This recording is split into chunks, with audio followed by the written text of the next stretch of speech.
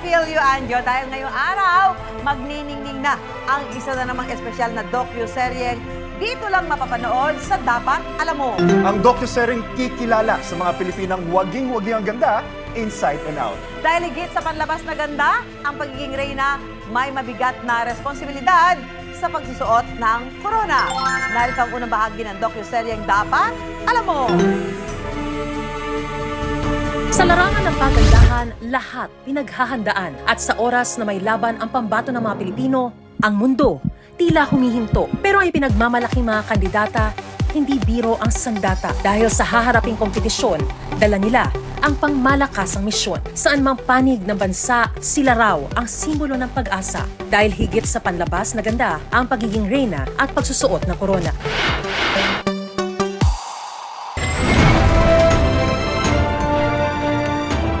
Kung beauty pageant ng mga probinsya ang laban, may nanalo na. Mula kabundukan hanggang kailaliman ng karagatan, namumukod tangi ang ganda ng Palawan.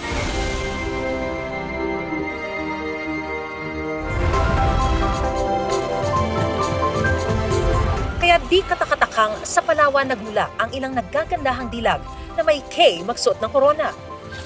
Kabilang na dyan ang itinanghal ng mutya ng Pilipinas Puerto Princesa 2023 na si Fritzy Ultra Mendoza. Fritzy Ultra Mendoza welcomes you to Palawan!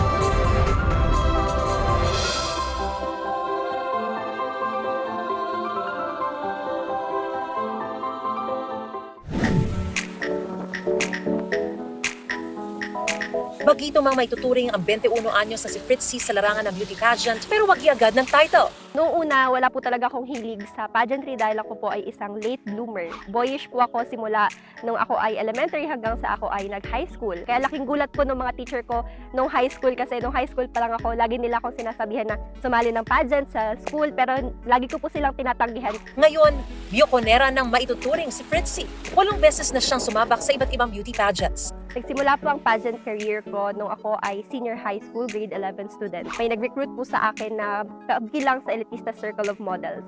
Doon po ay na-encourage akong sumali dahil nalaman ko na doon po nanggaling sina Samantha Bernardo, Jessery Dumaging na parehong naging successful sa kanilang pageant journey. Bukod sa kumpiyansa sa sarili, ang pangunahing puhunan daw ni Fritzy, ganda, binugang mukha, maamong mga mata, matangos na ilong at kissable lips. Beauty queen material talaga. Ang paniniwala ni Fritzy, bukod sa biyaya ang kanyang natatanging ganda, malaking bagay raw talaga na lumaki siya sa isang lugar na nababalot ng kagandahan. Sa Palawan kasi, beauty is everywhere. Kaya tiyak na mababahiran ka rin ng kagandahan nito. During po ng pagpapageant, na-realize ko po na capable po ako na gawin lahat ng gusto kong bagay as long as mag-focus po talaga ako sa gusto kong gawin. Marami po akong na-explore na bago sa sarili ko. Dahil sa pagsali ko ng beauty pageant at dahil sa pagiging explorer ko na rin, nakahiligan ko po yung pag-hike, pag-nature hopping. At dahil nga po ako ay laking isla rin, hindi talaga may aalis sa puso ko yung pagiging nature lover. Ang makapigil hiningang tanawin sa Honda Bay, tila sumasalamin sa magandang mukha ni Fritzy. Maaliwalas, kaakit-akit, at agaw atensyon, tiyak na mapapa-second look.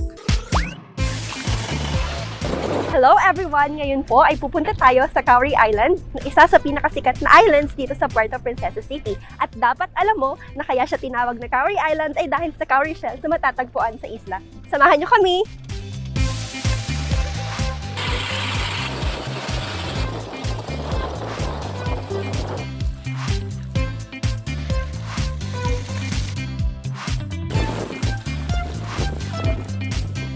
Nakikita niyo naman, nasa likuran ko ang malinaw na tubig. Bandang kaliwa ko naman ang napakatinong buhangin.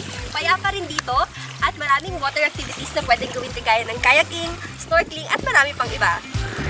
Ang makinis at makintab na cowrie shells, inspirasyon daw ni Fritzy para maging maalaga sa kanyang balat. Ang kanyang sikreto, nature dripping.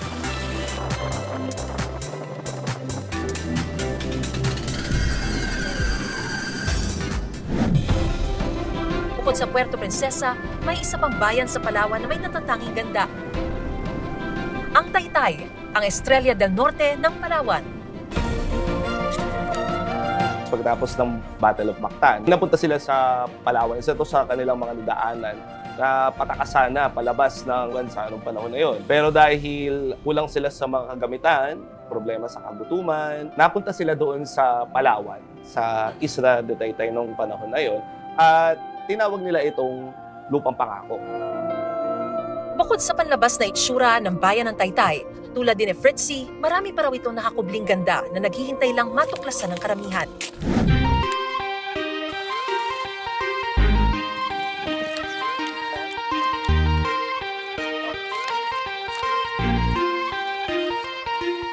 Nandito tayo ngayon sa Fort Santa Isabel. Ang Fort Santa Isabel ay unang itinatayo noong 1667 yari sa kahoy. At sa pagsusumikap ni Gobernador General de Bustillo ay naging coral limestone ito noong 1738. At dahil nga itinayo ang Fort Santa Isabel sa pamamahala ng Agustinian Recollects, makikita natin na nakaukit ang mga imahe ng santo sa coral limestone. Ito ay sina Santa Rita de Cascia, Nuestra Señora Maria Auxiliadora de los Cristianos at Santo Antonio de Padua. At narito naman tayo ngayon sa chapel na nasa itaas ng fort. Originally, hindi po talaga ito chapel. Ito ang pinakaunang naging opisina ng Gobernador Silio na galing sa Espanya. Bilang parte ng depensa ng mga Espanyol laban sa muling pagkuha ng Moro sa kuta, ay ang pagbubuhos nila ng mantika sa pader upang maging madulas ito at hindi makaakyat ang mga Moro. Kahit malaking bentahe para kay Fritzy ang kanyang magandang mukha, naniniwala siyang may gandang mas dapat na mga ibabaw. Yun ang gandang nagmumula mismo sa kalooban. Beauty with a purpose. It doesn't matter kung maganda ka man sa physical na kaanyuan mo, as long as ginagamit mo yung boses mo para mag-promote ng something na really close to your heart, masasabi ko talaga na maganda ka. Panloob at panlabas. Ilan sa mga natatagong ganda ng Palawan tulad ng balintong o pangolin, masusulyapan na ng malapitan.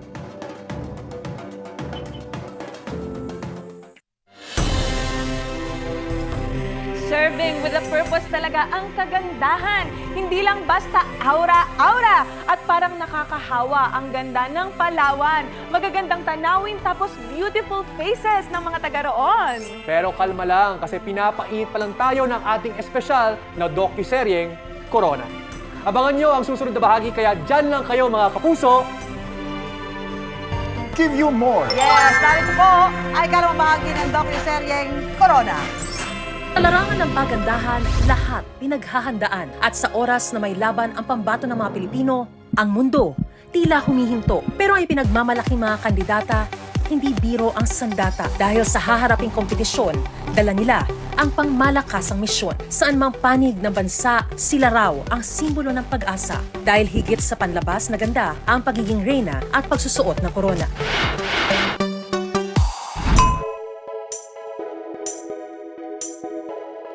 Ang di may kukubling ganda ni Fritzy tila sumasalamin din sa pambihirang ganda ng Palawan. –